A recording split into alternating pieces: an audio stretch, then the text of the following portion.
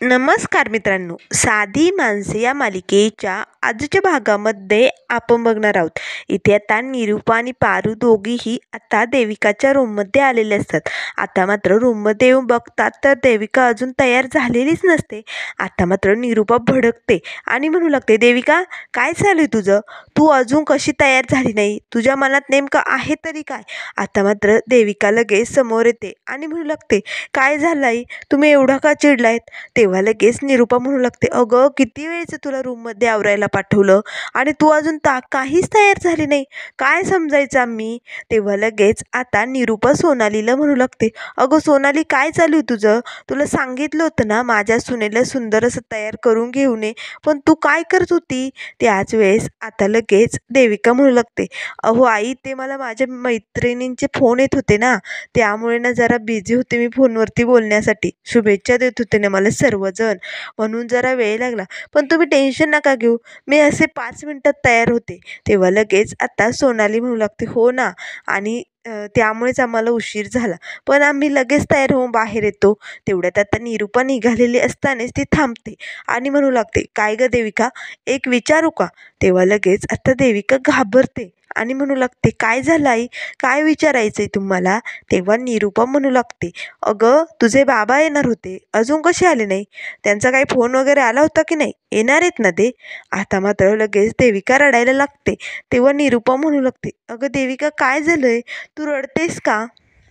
मग लगेच देविका म्हणू लागते, आई माझे बाबा नाही येणार, मी पंकजशी लग्न करते हे त्यांना नाही आवडलं, त्यामुळे त्यांनी सरळ सरळ सांगून टाकलं मी लग्नाला येणार नाही म्हणून.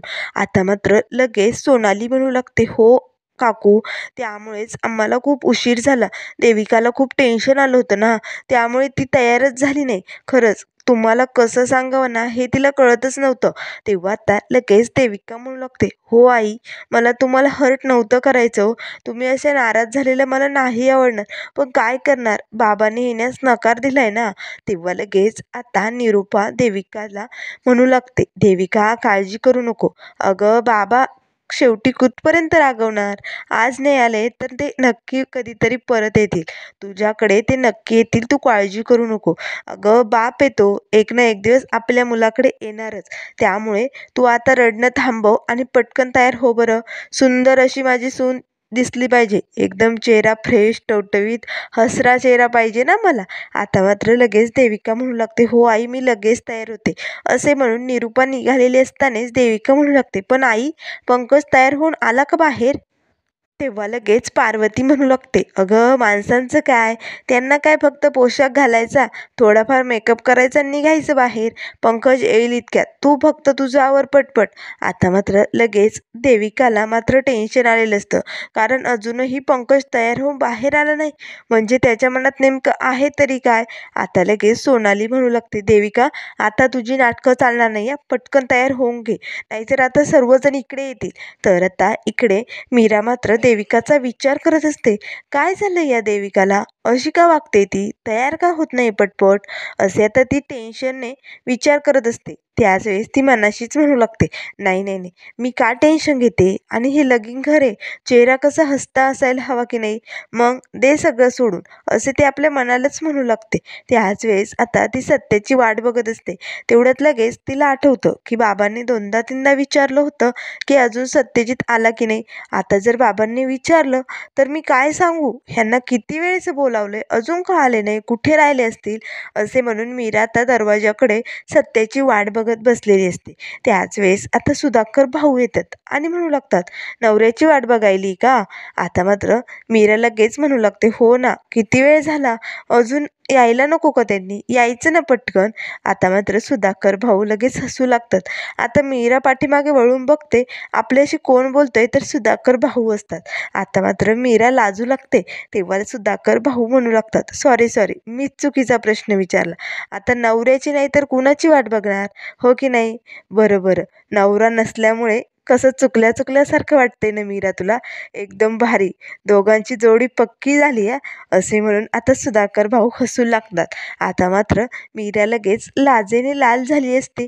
तेव्हा सुधाकर भाऊ म्हणू लागतात, ठीक आहे ठीक आहे, मी निघतो आता. चालू दे तुझं, येईल तुझा नवरा, मग बघ त्याची ना अशी परीक्षाच घेतो, कान पिरगाळतो.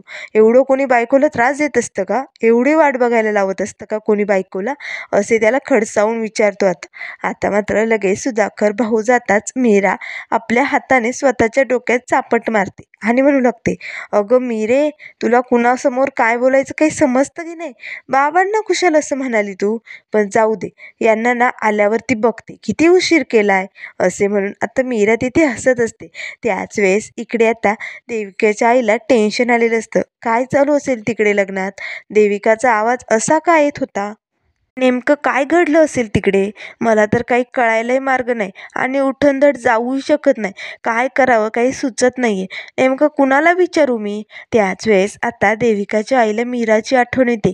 मीराबरोबर आपण बोलून समजा काही कळवून घेऊ शकतो. तेव्हा लगेच देविकाची आई इकडे मीराला फोन करते. आता मात्र मीरा तिथेच हॉलमध्ये उभी असते. तेव्हा लगेच आता मावशीचा फोन येताच मीरा पटकन फोन उचलते आणि म्हणू लागते, मावशी कशा आहात तुम्ही? त्या दिवशी कधी पोहोचला? खरंच या लग्नाच्या गडबडीमुळे ना मला तुम्हाला फोन करायला वेळच मिळाला नाही. तेव्हा देविकाची आई म्हणू लागते, अगं तू पण नाही केला आणि मी पण नाही केला. या राजवीरच्या शाळेमुळं मलाही नाही जमलं. बरं तुमच्या घरी लगीन हाय समजा कसं ठीक चालू आहे ना? तेव्हा मीरा म्हणू लागते, मावशी तुम्हाला कसं समजलं आमच्या घरी लगीन येते? तेव्हा लगेच देविकाची आई म्हणू लागते, अगं त्या दिवशी तू आमंत्रण दिलं होतं ना त्यामुळेच समजलं. पण समजा काही ठीक आहे ना? म्हणजे काही छोटी मोठी अडचण नाही आहे ना? तेव्हा मीरा म्हणू लागते, अडचण? असं का विचारताय मावशी तुम्ही? तेव्हा लगेच आता देविकाची आई म्हणू लागते, अगं लग्नात कसं तू मी छोटेसे काहीतरी गडबडी होतच असतात ना, तसं काय बी नाही आहे ना? तेव्हा लगेच मीरा म्हणू लागते, नाही नाही समजा काही ठीक आहे. पण मावशी तुम्हाला सांगते ती माझी जाऊ नाही का? अहो ती किती वेळची तयार व्हायला गेली पण तयारच होत नाही. काय झालंय तिला काय माहिती? तयार होऊन बाहेर यायला नावच घेणं नाही ती. तेव्हा देविकाची आई म्हणू लागते, मीरा तू तुझ्या जावाला समजून घेशील ना गं? आता मात्र मीरा विचार करते आणि म्हणू लागते, मावशी तुम्ही असं का बोलताय? जणू काही तुम्ही तिच्या आईच आहात. तेव्हा लगेच आता देविकाची आई म्हणू लागते, अगं त्या दिवशी मी आले होते ना तेव्हा ऐकलं मी सगळ्यांचं बोलणं. तिचं कोणीच नाहीये ना, त्यामुळे खरंच मुली अशा ना एकट्या पडल्या की कावऱ्या बावऱ्या होतात, घाबरतात, म्हणून तिला वेळ लागला असेल. तेव्हा मीरा म्हणू लागते, हो तिचे बाबा येणार होते पण ते पण येण्याचे कॅन्सल झाले ना, आणि त्यातल्या त्यात तिची आई तर आधीच गेलेली. आता मात्र देविकाच्या आईला खूपच वाईट वाटतं. तेव्हा लगेच आता देविकाची आई म्हणू लागते, त्यामुळेच म्हणते मीरा, तू तुझ्या जावेशी खंबीरपणे नीट साथ देशील ना? चांगलं सांभाळून घेशील ना तिला?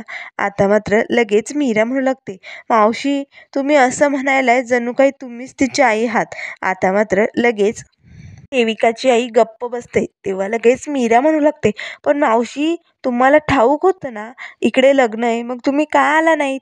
तेव्हा लगेच देविकाची आई म्हणू लागते, अगं ती नाही म्हणाली ना. आता मात्र लगेच मीरा म्हणू लागते, ती कोण? तेव्हा लगेच देविकाची आई म्हणू लागते, अगं म्हणजे माझी मुलगी सांगलीला असते ना, ती नको म्हणाली कारण राजवीरची शाळा बुडेल म्हणाली ना म्हणून. आता मात्र लगेच मीरा म्हणू लागते, हो का? पण मला राजवीरला भेटायचे बरं का. लवकरात लवकर त्याला पुन्हा इकडे घेऊन या, आमच्याकडे राहायलाच येऊ द्या.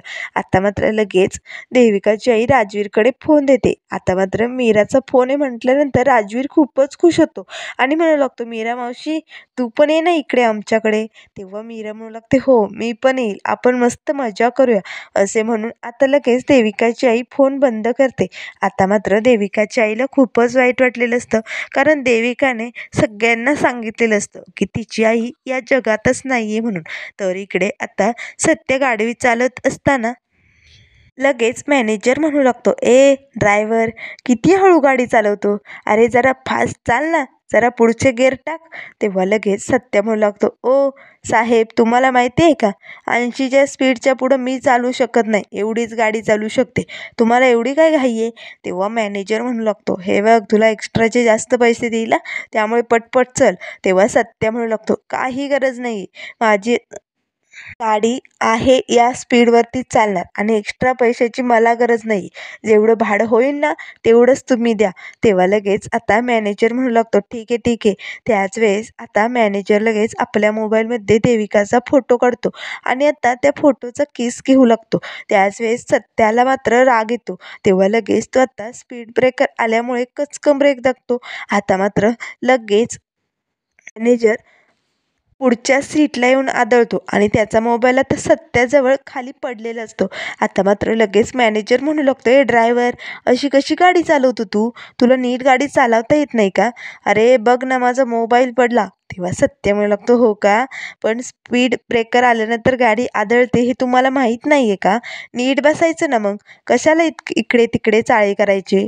आता मात्र मॅनेजर म्हणू लागतो, ए तुला काय करायचं रे? दे माझा फोन. आता सत्य पटकन फोन उचलतो आणि मॅनेजरच्या हातात देतो. आता मात्र त्या फोनमध्ये देविकाचा फोटो असतो, पण सत्य काही त्याकडे लक्षच देत नाही. तर इकडे आता पंकज तयार होऊन बाहेर आलेला असतो. आता मात्र त्याला खूपच राग आलेला असतो. तेव्हा लगेच रवी म्हणू लागतो, काय झालंय दादा, तू एवढा का भडकलाय? तेवढ्यात आता सोनाली आणि देविकाही रूममधून तयार होऊन बाहेर आलेले असतात.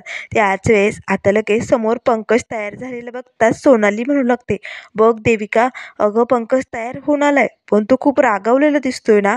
तेव्हा देविका लगेच आता पंकजकडे बघू लागते. त्याच वेळेस इकडे रवी म्हणत असतो, दादा काय झालंय तुला? तेव्हा रवीला आता लगेच पंकज जोरात ओरडतो आणि म्हणू लागतो, तुला सांगितलं ना मला काही झालेलं नाहीये म्हणजे नाही. आता मात्र लगेच सोनाली म्हणू लागते, देविका काही होऊ दे, तुला आता पंकजशी बोलावंच लागेल. असे म्हणून देविका आता समोर येते आणि म्हणू लागते, पंकज खरंच तू माझ्याशी लग्नाला तयार आहे? एवढं सगळं बोलणं ऐकल्यानंतरही तू खरंच लग्नाला तयार झालाय? आता मात्र लगेच पंकज रागाने देविकाकडे बघू लागतो. तेव्हा देविका म्हणू लागते, राघव पंकज, तू माझ्यावरती रागव, तो तुझा अधिकार आहे रे, खरंच, पण मला तुला असं फसवायचं नव्हतं. त्यामुळे मी लवकरात लवकर कसंही पद्धतीने लग्नाआधी तुला सांगण्याचा प्रयत्न केला. मग आता तूच ठरव, तू जे सांगशील तोच माझा शेवटचा डिसिजन असेल. आता मात्र रवी त्या दोघांकडे बघू लागतो. आता पंकज इथे देविकाकडे रागाने बघत असतो. तेव्हा देविका म्हणू लागते, आता तूच सांग, मी इथे थांबू का जाऊ? तेव्हा लगेच आता पंकज जोरजोरात हसू लागतो आणि म्हणू लागतो, थांबू का जाऊ म्हणजे? अगं देविका, आज आपलं लग्न आहे आणि तू कुठे जाणार आहे? पटपट तयार का झाली नाही? आपलं लग्न आहे की नाही? त्यामुळे मला राग आलाय. तेव्हा लगेच देविका म्हणू लागते, पण मी फोनवर तुला सांगितलं सगळं. तेव्हा लगेच पंकज म्हणू लागतो, अगं हो, तू मगाशी फोन केला होता ना, तेव्हा तू काही सांगायला गेली तेवढ्यात बाबा आले. त्यांनी माझ्या कानाला लावलेला फोन हिसकावून घेतला आणि तू काय बोलली मला काही ऐकूच आलं नाही आणि त्यांनी कट करून टाकला. तेव्हा लगेच आता सोनाली आणि देविकाच्या जीवात जीव आलेला असतो. तेव्हा पंकज म्हणू लागतो, काय म्हणत होती तू मला फोनवरती, सांग बरं आता? तेव्हा लगेच आता देविका म्हणू लागते, पंकज मला तुला. त्याच वेळेस आजी येते आणि म्हणू लागते, अरे पंकज, तू इकडे काय करायला आहे? तिकडे हॉलमध्ये चल, गुरुजी बोलवतायत ना, चला बरं पटकन. तेव्हा पंकज म्हणू लागतो, अगं आजी, मी देविकाशी. तेव्हा आजी म्हणू लागते, आता लग्न झाल्यानंतर गप्पाच मारायच्या आहे, चला पटकन. तेवढ्यात आता मीराची आई तिकडे आलेली असते. ती आता देविकाला म्हणू लागते, देविका, तुझे बाबा अजून नाही आले का? येणार होते ना ते? तेव्हा लगेच आता देविका मात्र त्यांच्याकडे रागाने बघू लागते. तेव्हा मीराची आई म्हणू लागते, खरंच खूप गोड दिसायलीस ग, तुझ्या बाबांनाही तुला या अशा तयार झालेल्या पद्धतीत बघायला आवडेल. खरंच कधी येणार आहे ते? आता मात्र लगेच इथे देविकाला टेन्शन आलेलं असतं. आता नेमकं या सगळ्यांना काय उत्तर द्यायचं? तेव्हा लगेच आता आजी म्हणू लागते, हो अगं येतीलच लक्ष्मी, आता वेळ होत आली ना, हो की नाही देविका? केव्हा येणार आहेत ते? आता मात्र सर्वजण इथे देविकाला प्रश्न विचारू लागतात. त्याच वेळेस मीरा येते आणि म्हणू लागते, अगं काळजी करू नको, येतील ते लवकरात लवकर. तेव्हा देविका म्हणू लागते, नाही, माझे बाबा नाही येणार, त्यांना ना खूप काम असतं, फॉरेनला असतात ना ते, त्यामुळे त्यांना वेळच नाही मिळाला, म्हणून त्यांनी फोन करून सांगितलंय ते येणार नाही, त्यांना जमणार नाही. तेव्हा मीरा म्हणू लागते, काळजी करू नको, मग आपण ना त्यांना व्हिडिओ कॉल करू, म्हणजे कसं त्यांना सगळं काही लग्न व्यवस्थित बघता येईल. आता मात्र देविकाला तर धक्काच बसतो, कारण आता बाबाच नाहीये तर व्हिडिओ कॉल करणार कुणाला? तेव्हा लगेच आजी म्हणू लागते, ए पंकज, लाव पटकन बरं, तू तुझ्या सासऱ्यांना फोन लाव, त्यांना व्हिडिओ कॉल कर बरं. आता मात्र तेवढ्यात निरूपा येते आता मात्र हे सगळ्यांचं बोलणं ऐकून देविकाच्या डोळ्यात पाणी आल्याचं देविका नाटक करू लागते. तेव्हा लगेच आता मीरा म्हणू लागते, अगं रडायला काय झालं तुला? तेवढ्यात निरुपा समोर येते आणि म्हणू लागते, काय झालंय निरुपा? समोर माझ्या सुनेला कोण रडायला लावतंय? का रडतेस देविका तू? काय झालंय? तेव्हा लगेच आता देविका पटकन निरुपाला मिठी मारते आणि म्हणू लागते, आई बघा ना, या सगळ्यांनी मला खूप प्रश्न विचारले. माझे बाबा नाही येणार का? का नाही येणार? खूप प्रश्न विचारले. माझे बाबा नाही तर मला काही अर्थच नाही का? म्हणजे मी इथे काहीच नाही का? आता मात्र देविका नाटक सुरू करते. तेव्हा निरुपाला मात्र खूपच राग येतो. तेव्हा देविका म्हणू लागते, ठीक आहे, या सगळ्यांना जर माझे बाबाच हवे असेल तर मला हे लग्नच करायचं नाही. आता मात्र निरुका खूपच घाबरते आणि म्हणू लागते, काय? अगं देविका काय बोलते? असं काहीही बोलू नको. आणि तुम्ही सगळे का प्रश्न विचारताय? पंकज, तुला समजत नाही का? का तिला त्रास देताय? तेव्हा पंकज म्हणू लागतो, मी नाही मामा, यांनी. असे म्हणून आता लगेच मीराच्या आईकडे पंकज बोट करतो आणि म्हणू लागतो, यांनी सुरुवात केली प्रश्न विचारायला. आता मात्र निरुपाला खूपच राग येतो. तेव्हा लगेच निरुपा म्हणू लागते, काय गरज होती तुम्हाला माझ्या सुनेच्या डोळ्यात पाणी आणण्याची? खरं तर ना तुम्हाला देखवतच नाहीये. पंकज आणि तिचं लग्न होतंय ना, हे तुम्हाला देखवतच नाहीये. आता मात्र इथे आजी म्हणू लागते, अगं निरुपा, त्या असं काहीही बोललेल्या नाहीये, फक्त विचारत होता. आता मात्र इकडे निरुपा लगेच देविकाला स्टेजवरती घेऊन जाते. त्याच वेळेस इकडे आता मॅनेजरला फोन आलेला असतो. तेव्हा सत्या गाडी चालवत असतानाच मॅनेजर फोनवर बोलत असतो, अरे हो, पोचणारच आहे तिकडे. आणि तिकडे पोचलं की अशी ना तिची जिरवणार आहे ना, ह्या बायकांना ना खरं तर असं डाव्या पायाच्या अंगठ्याखाली दाबून ठेवायला हवं. आधीच जर माझं ऐकलं असतं आणि मला मजा घेऊ दिली असती तर आज ही वेळ येऊच दिली नसती ना मी. मग बघ आता तिची अशी जिरवणार आहे ना. आता मात्र सत्य आरशातनं बा मागे बसलेल्या मॅनेजरकडे रागाने बघू लागतो. तेव्हा मॅनेजर म्हणू लागतो, ए तुला काय झालं रागाने बघायला? तेव्हा सत्या मनाशीच म्हणू लागतो, जाऊ दे, ही गाडी आपली नाहीये, उगाच राडा व्हायचा, त्यामुळे आता मला गप्पच बसावं लागेल. तर इकडे आता पंकज आणि देविका दोघेही स्टेजवरती आलेले असतात. त्याच वेळेस निरुपा आता लगेच इथे मीराच्या आईसमोर येते आणि म्हणू लागते, काय गरज होती माझ्या सुनेला उलट प्रश्न विचारायची? काय गरज होती तुम्हाला? पाहुणे आहेत ना तुम्ही इथं, मग पाहुण्यासारखं करायचं, मधी लुडबुड करायची नाही. आता मात्र मीराची आई लगेच गप्प बसते, कारण आता निरुपा सर्वांसमोर तिच्यावरती खूप ओरडत असते. तेव्हा लगेच आता निरुपा म्हणू लागते, खरं तर ना तुमच्या पोरीला आणि तुम्हाला माझ्या पंकजचं लग्न झालेलं देखवतच नाहीये. पण माझ्या सुनेचे बाबा फॉरेनला असतात, एवढं नीट लक्षात ठेवा. तुमच्यासारखे असे उसाची गुऱ्हाळ नाही आहे त्यांची. आता मात्र इथे मधू, राज आणि मीराच्या आईला खूपच वाईट वाटतं. तेव्हा लगेच आता निरुपा म्हणू लागते, आणि त्यातली त्यात तुमची ती पनोती पोरगी, तिने तर स्वतःच्याच बापाला गिळून बसली आणि आली आता इकडे आम्हाला गिळायला. आता मात्र लगेच मीराची आई हात जोडते आणि म्हणू लागते, खरंच बहीणबाई, मला माफ करा, माझं चुकलं, मी असं विचारायला नको होतं. तेव्हा लगेच आजी म्हणू लागते, निरुबा काय बोलते तू? अगं खरं तर लक्ष्मीने काही चुकीचं विचारलं नव्हतं, ती प्रेमाने विचारत होती तुझे बाबा कधी येणार आहेत म्हणून. आणि तू एवढी का ओरडते त्यांच्यावरती? आणि मीराबद्दल तर एकही अपशब्द बोलायचा नाही निरुबा. आता मात्र आजीने इथे निरुपाला खडसावलेलं असतं. तर इकडे पुढील भागामध्ये आपल्याला बघायला मिळेल, इथे आता मंगलाष्टका सुरू झालेले असतात. सर्वजण आता अक्षदा टाकत असतानाच मीरा ही आनंदात अक्षदा टाकत असते. त्याच वेळेस निरुपा येते आणि मीराचा हात पकडते आणि म्हणू लागते, तुझ्या अपशकुनी अक्षदा माझ्या बबड्या आणि देविकावरती पडता कामा नये, चल निघ ना. असे म्हणून आता लगेच निरुपा देविका आणि पंकजच्या लग्नातून मीराला बाहेर काढते. त्याच वेळेस आता मीरा पायरीवरती रडत बसलेली असते. तेव्हा सत्य येतो आणि म्हणू लागतो, धुमके तू काय झालं? तू का रडतेस? तुला कोणी काही बोललं का? आता मात्र आतमध्ये जाऊन सत्य कसा राडा करणार हे आपल्याला लवकरच बघायला मिळेल. त्यामुळे मित्रांनो, अशाच मालिकेंच्या अपडेट पाहण्यासाठी चॅनलला लाईक करा, सबस्क्राईब करा. व्हिडिओ पाहिल्याबद्दल धन्यवाद.